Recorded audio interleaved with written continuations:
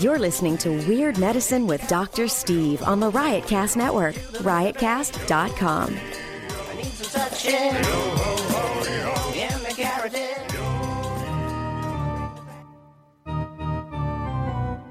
I've got diphtheria crushing my esophagus. I've got Ebola virus dripping from my nose. I've got the leprosy of the heart valve, exacerbating my incredible woes.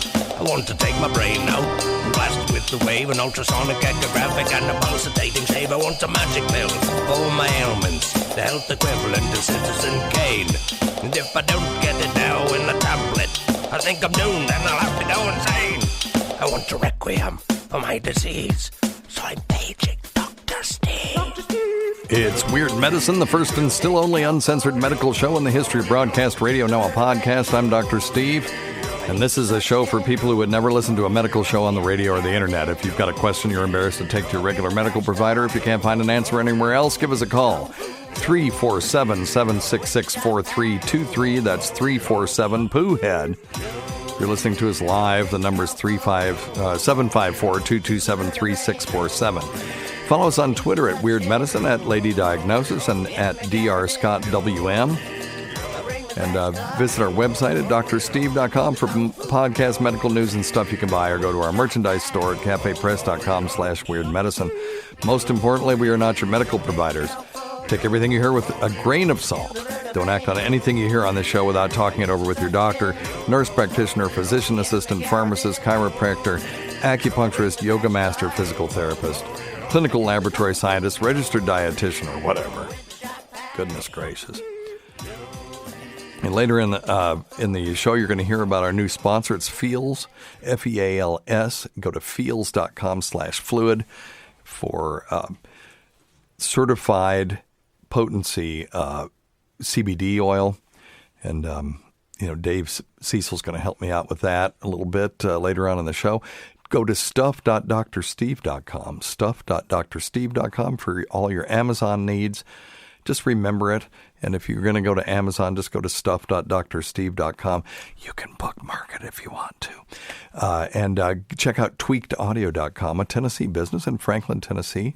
Offer code FLUID, F-L-U-I-D, for 33% off your earbud purchase. Best earbuds for the price on the market and the best customer service anywhere.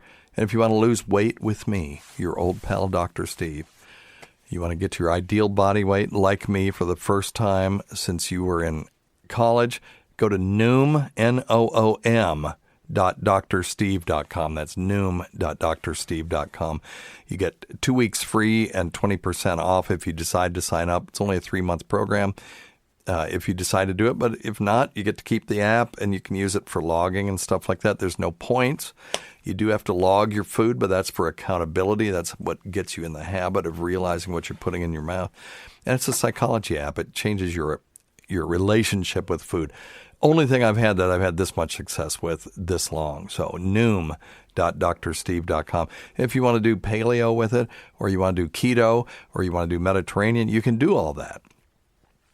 They're open to just about anything, and there's modules on each one of those things. And but give it a try. Let me know what you think. And if you want archives of the show, go to premium.drsteve.com. And all the instructions are there. And don't forget Dr. Scott's website at simplyherbals.net. All right, let's get into it. Okay, I'm recording this January 23rd, 2020.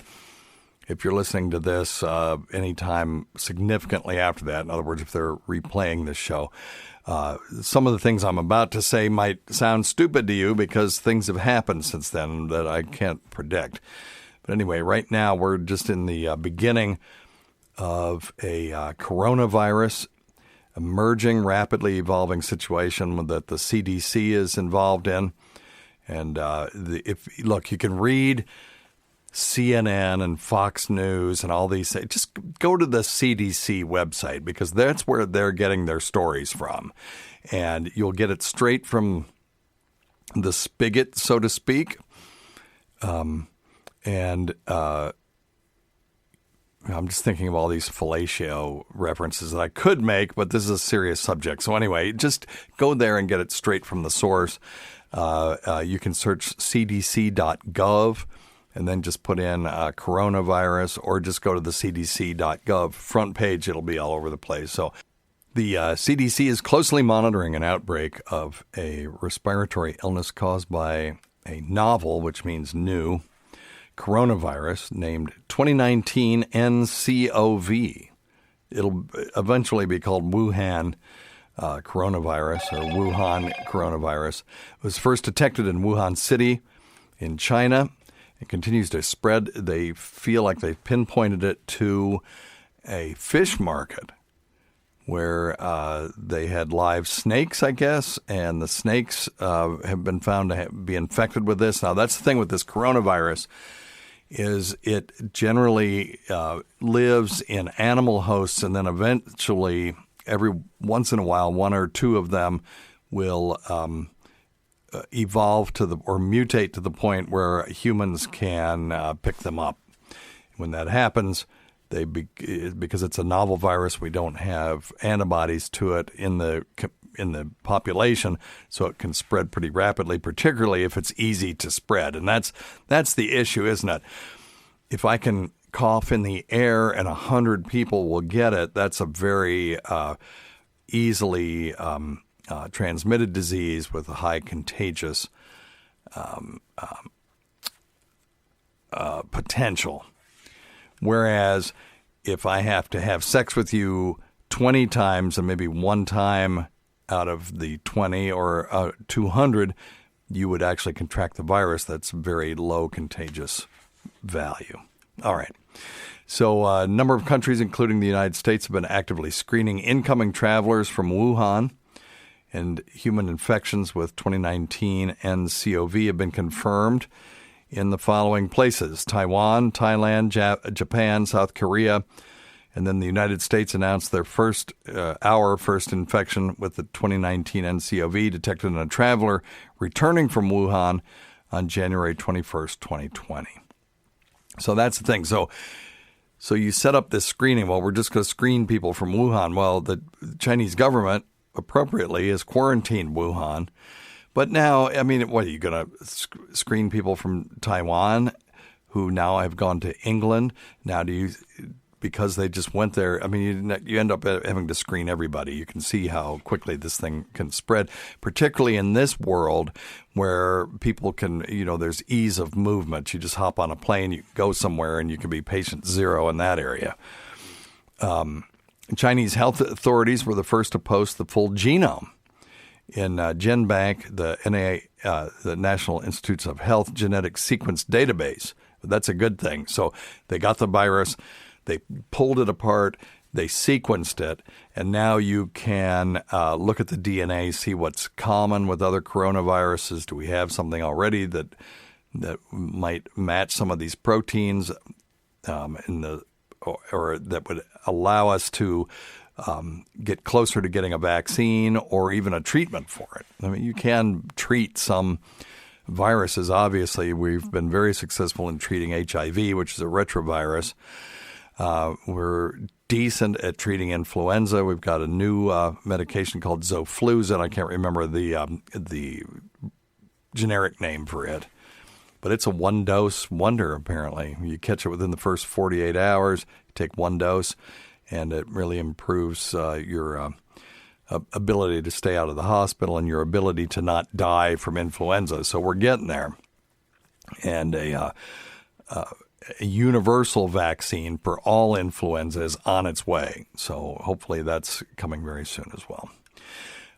So coronaviruses are these family of viruses that some cause illness in people, others circulate among animals. Most of them cause in humans the common cold. And rarely they're saying animal coronaviruses can evolve and infect people and then spread between people. And you've seen this already. There's this Middle East respiratory syndrome, and then there is SARS, which is severe acute respiratory syndrome. All of these things that you've heard about, SARS and MERS.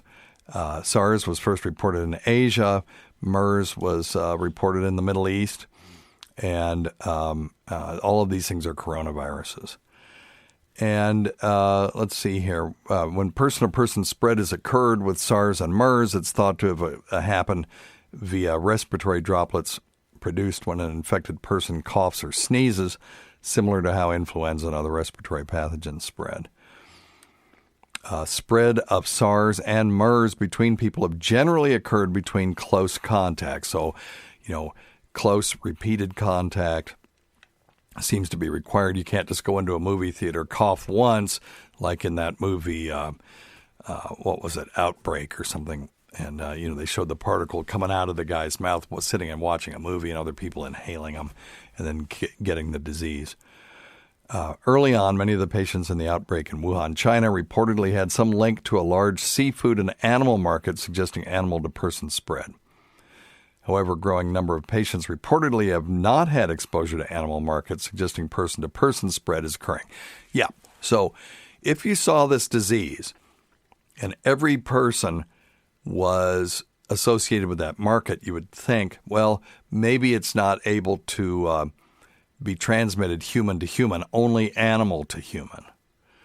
And that makes you feel a little bit better. Because you can sort of nail down the source, eradicate that, and then you're done. But now you start seeing people like these people in Taiwan or other countries that have never been to that market, and it's like, they had to have gotten it by being exposed to a human being that had it, not another animal. Both MERS and SARS have been known to cause severe illness in people. The situation with regard to this one is still unclear. While severe illness, including illness resulting in a number of deaths, has been reported in China, other patients have had milder illness and been discharged. There are ongoing investigations to learn more. This is a rapidly evolving situation. Information will be updated as it becomes available. So what you're interested in is what are my risks of catching this and what are my risks of dying from it. So the risk assessment by the CDC says that outbreaks of novel virus infections are always a public health concern. The risk from these outbreaks depends on characteristics of the virus, as we've already alluded to, including whether and how well it spreads between people, the severity of the resulting illness. Well, see, I'm a genius. I've already said all these things. And the medical or other measures available to control the impact of the virus, for example, vaccine treatment or medications. Investigations are ongoing to learn more about some degree of person-to-person spread of 2019 nCoV is occurring. It's important to note that person-to-person spread can happen on a continuum. Some viruses are highly contagious, like measles, while other viruses are less so. Well, again, thank you, CDC.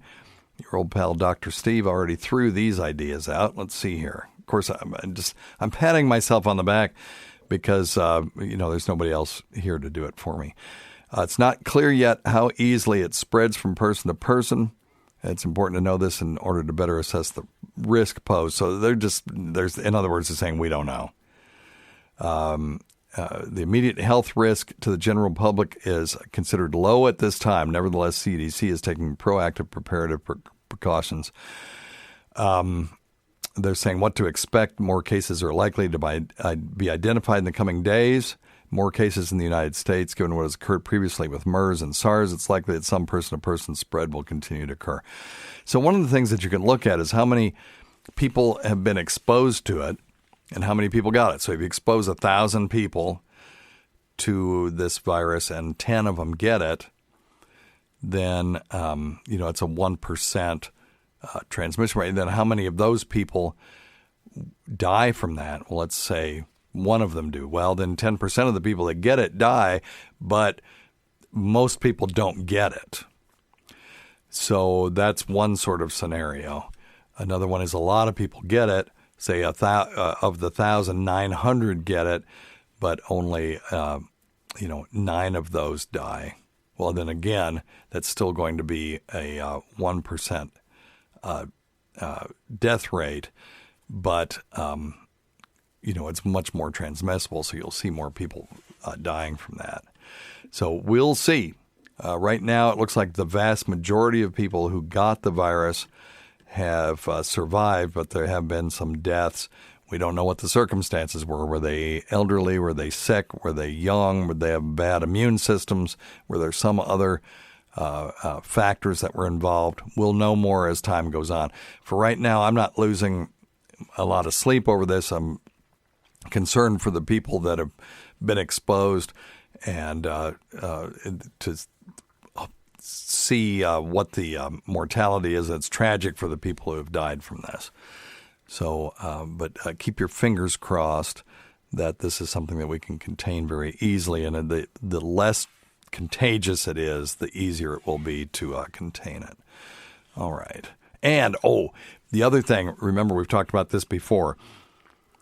If there is a low asymptomatic carrier rate, so if you have people walking around that don't know they have it, but they're able to transmit it to people, then that's going to be a problem because, one person can infect a whole bunch of people before they realize they're sick and then quarantine themselves. Whereas smallpox is a great example of a disease that had a very low asymptomatic carrier rate. So if you were shedding virus, you had smallpox lesions, so people could stay away from you. And not only that, the way we eradicated smallpox was we caught every person that had a smallpox outbreak and vaccinated everyone around them. The other fortuitous thing was that the vaccine worked very quickly in that disease. So if you had Joe Blow in some village somewhere who came down with smallpox, you'd go to that village, vaccinate everyone around him to kind of make a moat around him, make him not leave, and vaccinate all these people, and then the virus can't spread. It just has its way with him. He either survives or he doesn't, and then that's the end of it. It doesn't spread to a bunch of other places. So smallpox had very low asymptomatic carrier rate and a very rapidly acting vaccine. So that was a perfect scenario for eradicating a virus. Measles, kind of the same way. Somebody called me up MFing liar on Twitter when I said that we had eradicated measles in this country in the early 2000s. And then they showed me this graph of how many cases there actually were, and so they couldn't have been eradicated. No, we eradicated every single one of those cases came from somewhere else. So there was not a single case of transmission of measles in this country during those times when it was quote unquote eradicated that was native to the United States. Let me look this up real quick. Measles, U.S. Let me see when that was. So in 1978, CDC set a goal to eliminate measles from the United States. By 1982, measles was declared eliminated. And what that means. So eliminated is the word that I use, not eradicated. The absence of a continuous disease transmission for greater than 12 months. And that was in 2000. That was declared. So for a while there, we had no continuous disease transmission for greater than 12 months. So all of the cases that came in were from other places, and they weren't transmitted to other people. Now, I get people, and I'm on my damn soapbox because you guys got me talking about measles. People who will tweet to me and say, look at this, there's more people are harmed by the vaccine than are harmed by measles in this country. Therefore, we need to stop vaccinating people. It's like, of course, when you have an effective vaccine and you have a populace that is vaccinated, there's not going to be any disease. So no one's going to be harmed by the disease. And vaccines are not 100% safe. Nothing is. And there will be people who will be harmed by the vaccine, no question about that. But if you're talking 1 in a million, whatever the number is, you're talking 1 in 1,000 people died of measles. So do the effing math yourself. If we stop vaccinating people, we'd have 1 in 1,000 people that get measles will die. And a lot of those are kids. My friend in kindergarten died from the measles. It was before we had vaccines. I was born early enough that I don't have to worry about measles immunity as an adult because I actually got measles when I was a kid. and the measles vaccine didn't come in. I think I was probably, I was up there in maybe even middle school before the measles vaccine started becoming widely used. So, don't give me that BS. I mean, it's just, it looks crazy. Oh, yeah, the vaccine harms way more people than measles does. We didn't have a single case of death from measles in this country, and I'm not 100% sure we can say that of the vaccine. And if you vaccinate your kids and they have a catastrophic reaction, it's horrible. It's tragic. I totally agree. But by the same token, if you are in your car and you're wearing your seatbelt and you get in a wreck and because of the seatbelt, you get trapped in your car and you die in a flaming ball of fire, that's also tragic. And that's one case where the seatbelt caused injury. But if you didn't wear your seatbelt and got in that same wreck and there wasn't a fiery ball, but you were thrown from the car, you got a 1 in 2 chance of dying, 50% chance. So this is this whole thing about risk mitigation. I know it sucks. It's terrifying. It's like the lottery. But if I gave you the odds of 1 in a million and sent you to Vegas, you'd bet everything you had on black at the roulette table. So, that's just how it is. So the unvaccinated population, if you're trying to prevent deaths, we have to vaccinate people for measles and other viruses like that. And and yes, there will be tragic consequences, sadly, but not infinitely more, but orders of magnitude more tragedy if you don't vaccinate. So, and think of rabies. When's the last time you worried about a dog being rabid that was running around your neighborhood? When I was a kid, before the rabies virus, that was a thing, and it was terrifying. They ran these effing commercials on that gave me nightmares about rabies. I was terrified to go outside because maybe a rabid dog would be out there and would come after me. And then the whole Cujo thing didn't help anything when it came to rabies. Although I think the Cujo, the book and the movie probably helped people to remember to vaccinate their animals. So we just don't see a lot of rabies. It's still out there because foxes and bats will have it and animals will get it. And sometimes when you have an outbreak in an area among the fox population, they'll throw food out that's laced with the rabies vaccine just to try to settle things down. So kudos to the veterinarians and wildlife folks out there that take care of things like that. The one people are, you love all vaccines. No, I don't. There's one that I'm not convinced about yet, and that's the chickenpox vaccine. Chickenpox is usually a self-limited disease. People dying from chickenpox is rare. But the vaccine appears to be very safe. But the issue that I have with this is we're vaccinating people for a disease that is very mild as children and is very serious if you get it as an adult. So if you get it as a kid, the worst thing that can happen to you down the road as far as chickenpox is concerned is you can get shingles, or if you have an immune disorder down the road as an adult, you can get disseminated varicella, which is shingles all over the place, and that's bad. But that's pretty much the worst that can happen to you. If you do not get chickenpox as a kid and you're not immune to it anymore, then if you're a pregnant woman and you get chickenpox while you're pregnant, it can have catastrophic effects on the fetus, and as an adult, you can get really sick as shit. So when we vaccinate people to get them to not go through having this chickenpox when they're a kid, and we don't know 100% whether people are going to have lifelong immunity to the chickenpox virus. What we're doing is we're setting people up to get chickenpox when they're 40, and if we find out they got to get boosters, well, look at your life. When's the last time you had a tetanus shot?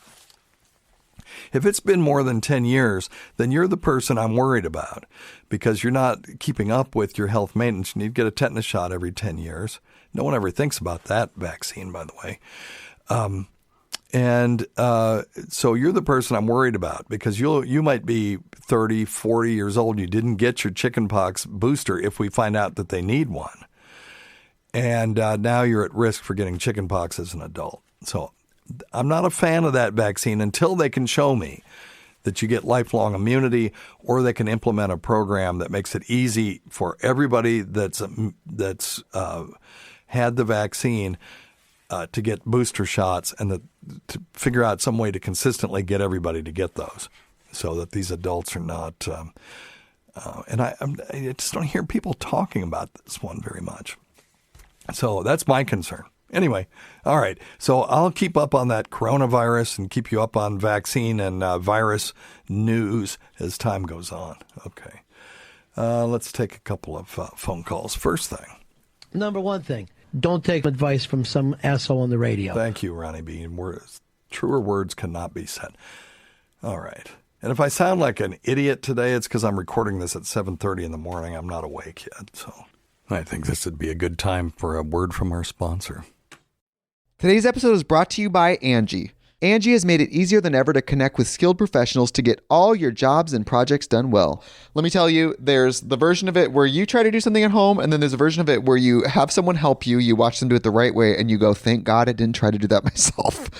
I have fully done things around the home that I think look good, and then a bang in the night, and I wake up to a shelf collapsing, a painting falling off the wall. I've seen it all go south. I own a home, and I can tell you, I know how much work it can take. Whether it's everyday maintenance and repairs or making dream projects a reality, it can be hard just to know where to start. But now all you need to do is Angie that and find a skilled local pro who will deliver the quality and expertise you need. Whatever your home project, big or small, indoor or outdoor, you can Angie that and connect with skilled professionals to get the project done well. Right now, one of my wish lists is I want a bike for my condo in Milwaukee, and I would love to rig it up on a pulley in the ceiling because I have one of those like lofted ceilings, but I'm so scared to try that on my own. Angie has 20 years of home experience, and they've combined it with new tools to simplify the whole process. Bring them your project online or with the Angie app. Answer a few questions and Angie can handle the rest from start to finish, or help you compare quotes from multiple pros and connect instantly, which means you can take care of any home project in just a few taps. Because when it comes to getting the most out of your home, you can do this when you Angie that. Download the free Angie mobile app today or visit Angie.com. That's ANGI.com. And you will try to always get it right, but the beauty of life lives inside of you. And I hope someday you find it too. Hey, Dave. Yeah, man. You experience stress? Can happen. Anxiety, chronic pain, like I do. Sometimes. Trouble sleeping at least once a week? Well, you're not alone. A lot of us do. Personally, I think our listeners of this show know that I have an autoimmune thing called polymyalgia rheumatica. Most of the time it's 80-year-old women that get it, but, you know, your old pal Dr. Steve has it. Causes some pretty severe chronic muscle pain. And I was looking for something that would help. And lo and behold, look what dropped in our lap. Feals, F-E-A-L-S. Feals is premium CBD. It's cannabidiol, delivered directly to your doorstep. Was it due? Wow. It naturally helps reduce stress, anxiety, pain, and sleeplessness. And, you know, it's legal. Sounds good. It works on receptors of the brain that most of our medications that we have on the market don't touch. And I took some the other day just to try it. I was feeling kind of crummy in the morning. And I took a very low dose of one of their what they call flights, where they've got these little vials that you can try. And man, I'm telling you, I felt like $1 million all day. Really? No, not high, none of that. Felt totally clear, mental clarity, physical, the pain was gone. It was insane. It's really easy to take. You put a few drops of Feals under your tongue, and you can feel the difference within minutes. It's so easy to use. You get a little dropper, or you get these little vials, and you just put it under your tongue. there are CBD products where you rub them on and things, and really you only get about it if 10% of it actually ends up in your system. That would be a remarkable number. So it's usually lower than that, I think. And so they've decided to go with tinctures only. And they use a combination of CBD and MCT oil, medium chain triglycerides, tasteless, odorless. And so you get the full flavor of the CBD, which I like. It's got kind of an earthy, organic flavor that's really quite pleasant. And you put it under your tongue and you get excellent absorption. It's fantastic.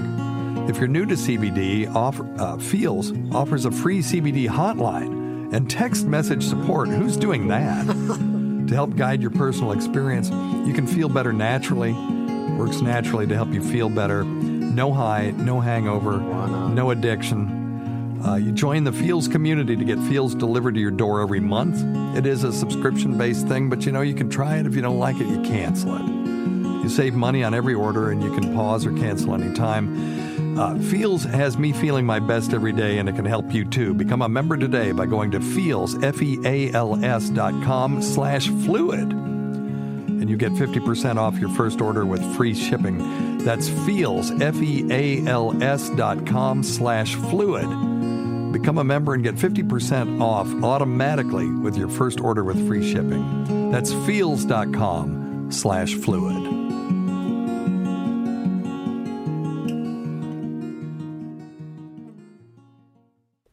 All right, thank you. Check out Feals.com/fluid, and let's take a few phone calls. What up, retard? You showed up on the goddamn Sirius XM fucking goddamn faction talk. Okay, good. If you don't like that, you can suck my goddamn cock. Okay. Hey, go fuck yourself. Oh. Goodbye. I wonder where he was from. Yeah. Okay. I guess we showed up on Sirius XM Faction Talk 103. That's where we're supposed to be. 8 p.m. on Saturdays.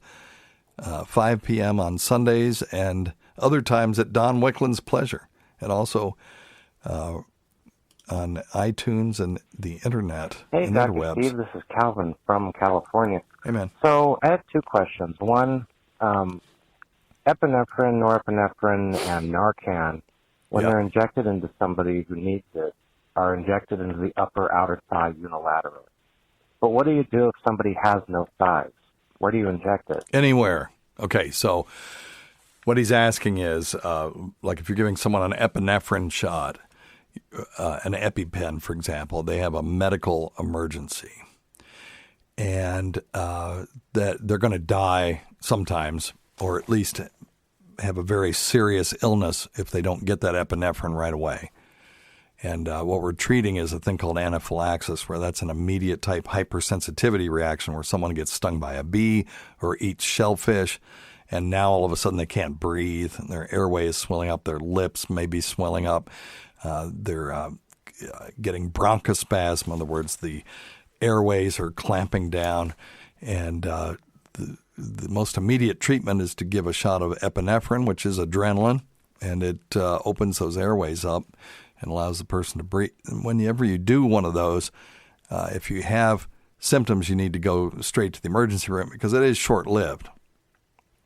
And you may need further treatment, or probably will need further treatment. So what he's asking, I'm guessing, is if someone has, had a hemipelvectomy, which is where they no longer have an upper outer thigh.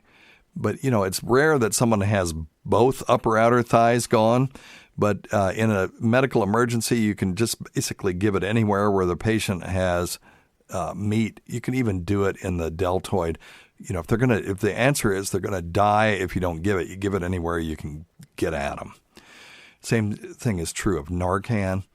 Narcan is the mu opioid receptor blocker that's given either intravenously or subcutaneously under the skin or up the nose. In the case of the Narcan nasal spray, you just spray it up someone's nose, and it knocks off, it competes for the receptor space with the narcotic that's trying to kill them when they're having an overdose, and allows them to live. Again, if you give that in the field, you must transport that person immediately to the hospital because it may only last 10, 15 minutes. You've saved their life, but if you just then walk away and ignore them, if they've got a large enough dose of these opioid analgesics in their system, the Narcan eventually will just lose its grip on those receptors and the opioid will regain control, and the next thing you know, the patient's comatose again. So you can give it anywhere you want. All right. And then the other one, except in the eye. Don't give it in the eye. Thank you. One was dealing with Texas cedar fever. It's like this pollen dust stuff that gets everywhere. It's really, really irritating. I was taking some Claritin, and the tabs are 24 hours, but they're really small. They're little speck things. How can something so small last for 24 hours? Yeah, okay. It's just when you take a medication, it's either excreted by the kidneys at some point in some form, or it hits the liver and is changed, or both. And every chemical reaction has a duration, and that's what gives these things their half-life, is how long that they're in your system. So I'm just going to give you a very simplified answer. So something like loratadine, which is the generic name for Claritin, that lasts 24 hours, or fexofenadine, which is Allegra, which also lasts for 24 hours when given in a dose of 180 milligrams. Basically, that's the rate of its degradation. It takes about 24 hours for it to get out of your system. So it hits the liver. Some things are immediately en masse changed to inactive drugs. So they're very rapidly out of your system. And then other things, they pass through the liver, and maybe 5% of it gets changed and the rest of it passes through unmolested. But each time it passes through the liver, 5% degrades. And so you can calculate the rate of change from that. And, at some point you'll clear it all from your system unless it's stored in the fat long term, like some medications are, like fentanyl is fat soluble. Fentanyl is a very potent opioid that's causing a lot of mayhem out in the real world, mainly because it's so potent. It's dealt in microgram amounts instead of milligram amounts. And therefore, if you've got a dealer who is cutting heroin with fentanyl to make it to boost its potency, when they do that, unless they measure that very carefully, they can very easily give the dose in that packet, make that dose fatal. And therefore, we don't recommend street drug use, because if you can't 100% trust your pharmacist to give you exactly what's supposed to be in the bottle, things happen. And, pharmacists don't start calling saying, I'm trashing you. I'm not. I've been to the pharmacy before and gotten, one less pill than was supposed to be in there, or I've gotten rarely, and this is rare, maybe once or twice in my life, gotten something that wasn't supposed to be in there. And if they didn't catch it, I got it home, and then they go, oh gosh, we made a mistake. Shit can happen. It's as close to perfect as it can be. But even in a perfect situation, when humans are involved, things will happen. So if I can't 100%, I can 99.999% trust my pharmacist, but it's not 100%. I want to always be proactive and look at my pills, make sure I got what I'm supposed to get, etc. And that helps them. Why would I trust, therefore, somebody on the street that's just going, well, looks like this stuff needs a little bit more fentanyl. I'll just give it a little teaspoonful. You can pack millions of fatal doses of fentanyl into a kilo of fentanyl, which is 2.2 pounds, which is a really small little brick that's easily smuggled into this country, which is why we're seeing more of it. And the ER docs that I talk to at these meetings almost universally say everything that they're seeing out there as far as opioid overdoses right now is coming from, illicit fentanyl use. And, a lot of the dealers who are cutting this stuff are not organic chemists, so they may not understand how to even measure out microgram amounts of something. So anyway, that's how this works. Every chemical reaction has a rate of change, and loratadine, a little Claritin, just has a very slow rate of change compared to some other drugs, like Tylenol, for example. Tylenol is a every 4 to 6 hour drug. Claritin's an every 12-hour drug. Transdermal fentanyl is an every 3-day drug, but that's because they've manipulated its half-life based on its delivery system. So when you slap a transdermal fentanyl patch on your skin, the medication sinks into the skin and gets into the bloodstream very slowly. So you have to have a lot of drug on the patch to sort of push that through. And then, so it takes 18 hours for a transdermal fentanyl patch to peak, about 3 to 6 days for it to hit steady state. So, but they formulated it so you change it every 3 days, but that's how. So you might ask the same question: how in the world does a patch last 3 days? Well, that's how. The other way that you can manipulate the duration of action and, by extension, the half-life of medication is to change the rate of absorption of it, and they'll do that with things like oxycodone. So oxycodone by itself has an unadulterated half-life of 2 to 4 hours, say, and it takes about 20 to 30 minutes to get in your system, and then it's in and out in about 4 hours. So, I said half-life, didn't I? I meant duration of action. Now, you can change that by putting it in a wax matrix. Put it in wax so that when it hits the GI tract, the heat and the fluid in the GI tract sort of leaches the drug out of that wax matrix over, let's say, 12 hours. And now you have a thing called OxyContin, which is just extended release oxycodone. And to you can't tell when you take that whether we've reformulated oxycodone so that it's slowly metabolized by the liver, or have we put it in a wax matrix and made it just leach out slowly over time. To you, it's completely transparent which one is which. All right? Hopefully that helps. All right. I don't know if you're able to email me. Oh, what? Okay, wait a minute. Hey, Dr. Steve, this is Tim in Michigan. I listen to your show on the replay as I don't get a chance to listen to it live because I work. But I have a question on kratom or kratom. I've been on Norco for probably about 15 years now for disc damage in my back, and now they basically have turned it into chronic pain issue, or that's how they classify it anyway. And of course, all the problems now trying to get opioids for chronic pain and all this kind of crap. I'm seeing a lot more. I'm members on some groups on Facebook for chronic pain and stuff like that, and they're all talking about kratom being a pretty decent alternative to Norco, to opioids and that kind of stuff. I'd love to find an alternative that I could get off this stuff, but I still, have the underlying issues of my back problems. And now, because of what I believe is the opioids causing all this chronic pain, I'm in serious pain. And I got to do something because this isn't good. Yeah, I get it. No, it's a real problem. And when he says opioids causing pain, you may think he's crazy, but actually there is this thing called opioid hyperalgesia syndrome that actually as you take the opioids, you're stimulating these pain receptors and you get an increased amount of pain.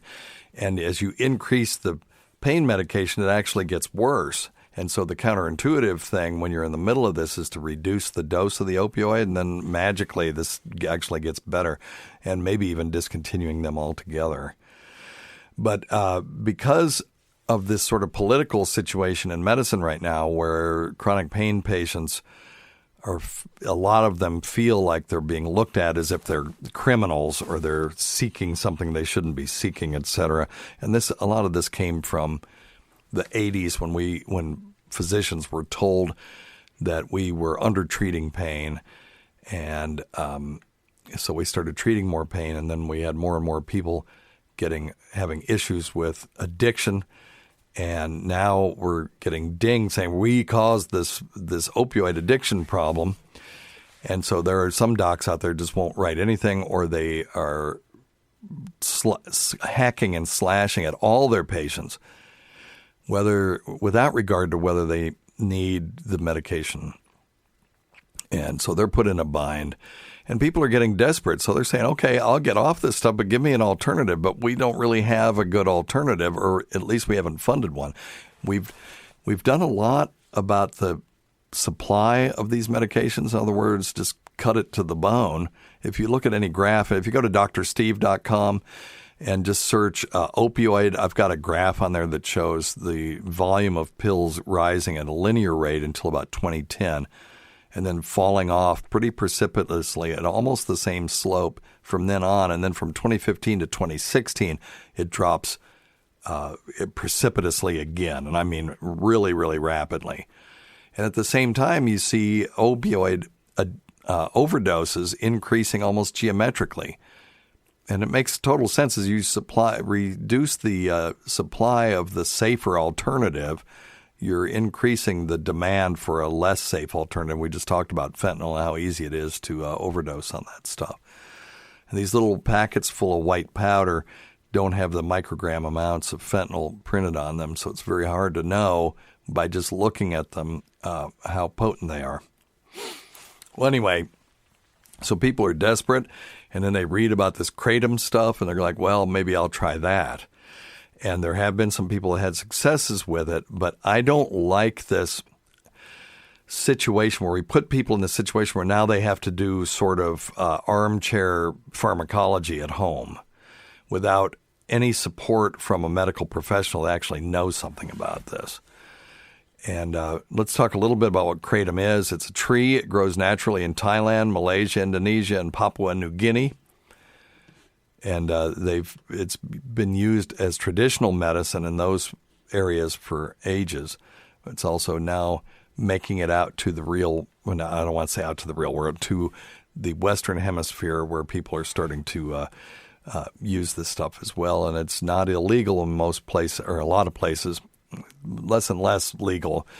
But,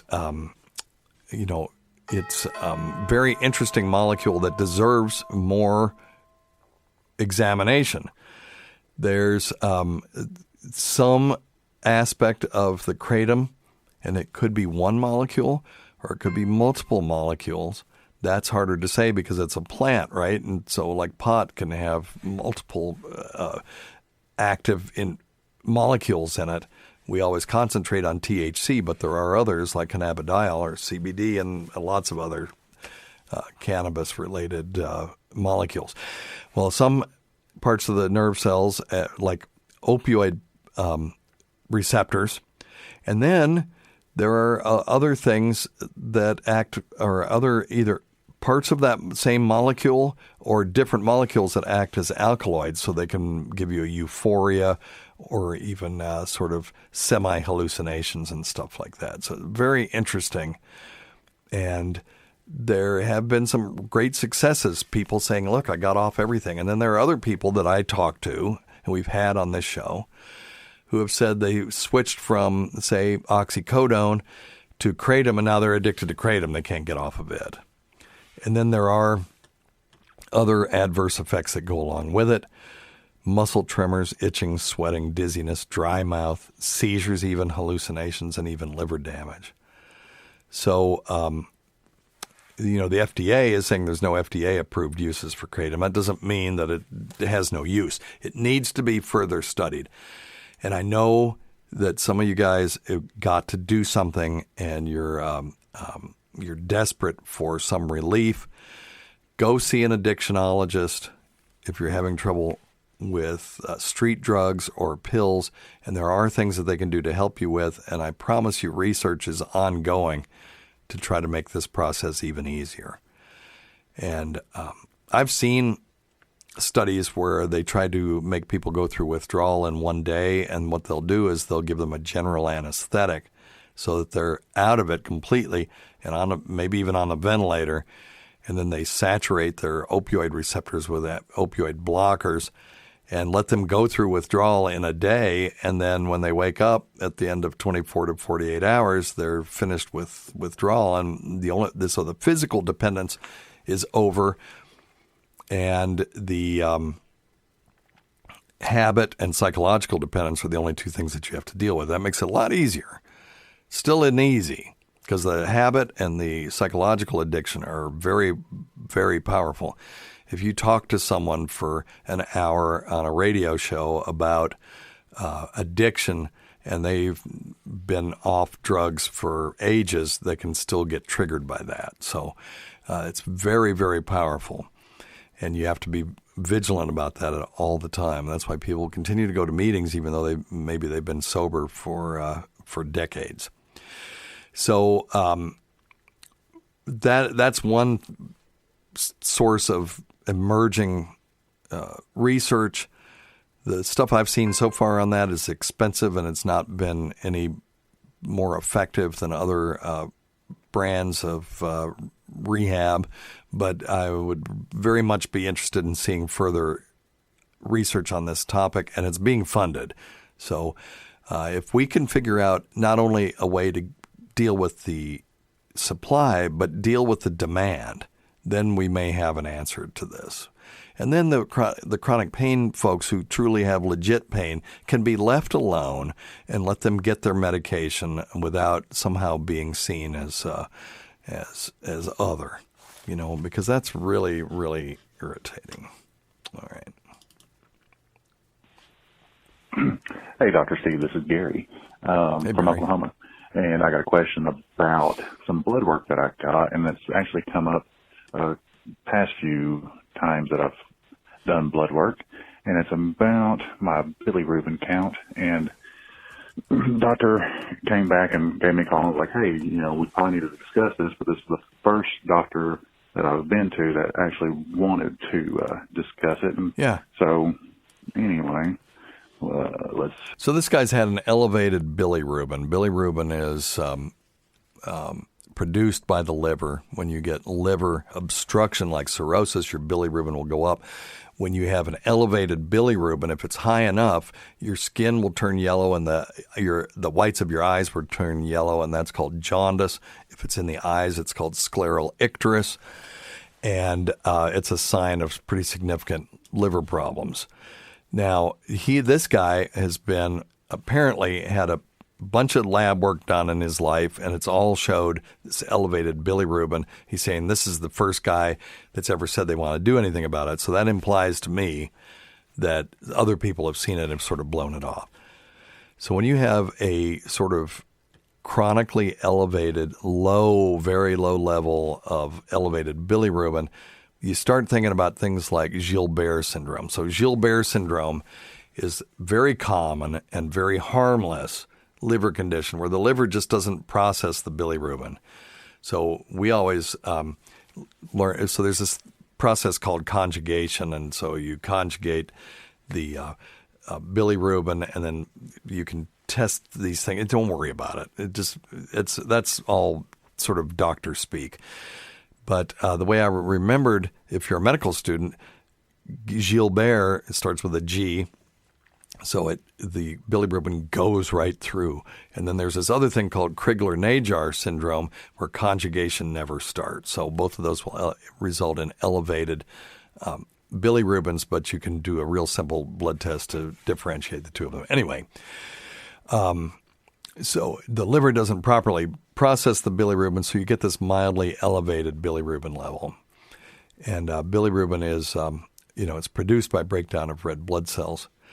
And if you have Gilbert syndrome, it's also known as constitutional hepatic dysfunction, and it's also could be called familial non-hemolytic jaundice. You're just born with the condition. You've got this inherited gene mutation, so you're a mutant. And your superpower is you make slightly elevated bilirubin in your bloodstream. I don't know how useful that's going to be. You may not even know you've got it until you've discovered it, like this person did. So the body normally processes bilirubin. It just a yellowish pigment made when your body breaks down old red blood cells. It travels through your bloodstream to the liver, where the enzyme breaks down the pigment and removes it from the bloodstream. And then the bilirubin passes from liver to the intestines with bile. It's then excreted in the stool. It's a lovely process. And, a little bit will remain in the blood. It's detectable in the blood. By the way, if you want to read along with me, this is, one of my favorite websites, particularly for this show, is Mayo Clinic, because they have excellent expositions on this stuff, on just about everything you can think of. And it's very well geared toward the lay audience. So how do we diagnose it? Just through blood test. So they'll do a direct and indirect bilirubin test, and then when they compare the two, they can tell if you have Gilbert syndrome. And usually you don't need to do any other testing other than that, and it's very simple to do. So yeah, do it, and then you can run around and tell everybody, yeah, I got Gilbert syndrome. Feel sorry for me, and you can sort of use that to your advantage at parties. It's like, oh yeah, dude, I just found out I have Gilbert syndrome. And they'll be, oh God, I'm so sorry, because they don't know what the hell you're talking about. All right, get that checked out. Hey, Dr. Steve. Is it true that when we sneeze that our heart stops beating like for a millisecond?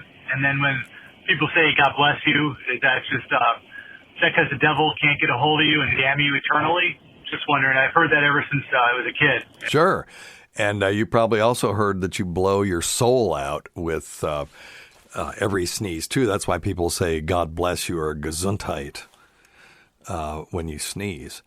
And but there is actually something to this. Your heart doesn't stop in the sense that you have a cardiac arrest, but there's a thing called sternutation, and that's this reflex that's it's a brainstem reflex, and when you have something that irritates the upper lining in the nose, these nerves carry the signal to the brainstem.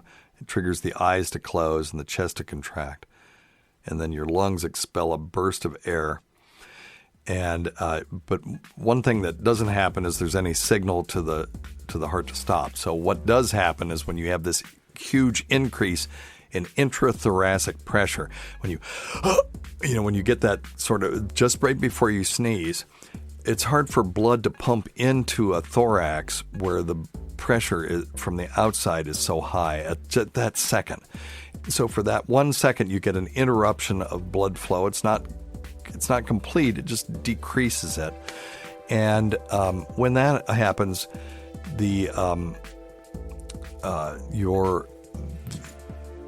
blood supply coming out of the heart will decrease for a second. Then you may have a compensation where it actually increases soon thereafter. So if you graphed it out, you would see a little dip in blood flow going into the thorax, but other than that, your heart does not stop. Okay, listen, we're out of time.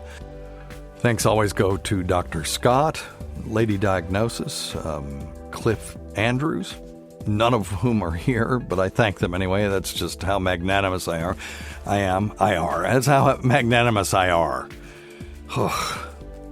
I got to quit recording these at 7:30 in the morning. I'm sorry. We can't forget Rob Sprance, Bob Kelly, Greg Hughes, Anthony Cumia, Jim Norton, Travis Teft, Louis Johnson, Paul Ofcharsky, Eric Nagel, Roland Campos, Sam Roberts, Pat Duffy, Dennis Falcone, Ron Bennington, and Fez Watley, whose early support of this show has never gone unappreciated. Listen to our SiriusXM show on the Faction Talk channel. SiriusXM 103, Saturdays at 8 p.m. Eastern, Sunday at 5 p.m. Eastern, on demand and other times at Jim McClure's pleasure. Many thanks go to our listeners whose voicemail and topic ideas make this job very easy. Go to our website at drsteve.com for schedules and podcasts and other crap. Until next time, check your stupid nuts for lumps, quit smoking, get off your asses, and get some exercise. We'll see you in 1 week for the next edition of Weird Medicine.